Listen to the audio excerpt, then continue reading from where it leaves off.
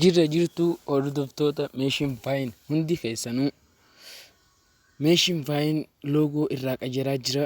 Duraan ammaan tana ishee dhaabbattu loogoo dhaabbattu isii qabatee dhufee loogoon isii kan irraa hin qajiramne kana fakkaata. Mee isinitti agarsiisa na waliin ilaalaa.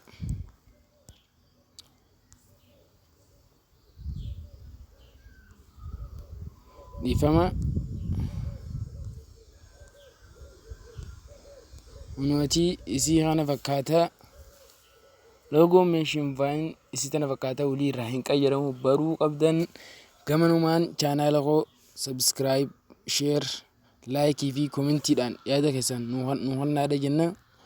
Deebinee ammaasis subscribe godhuudhaaf chaanaala koomee YouTube seennee as agarsiisu.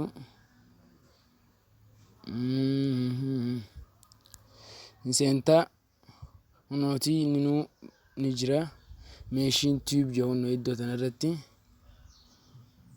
Ayyee subscribe isin qabu.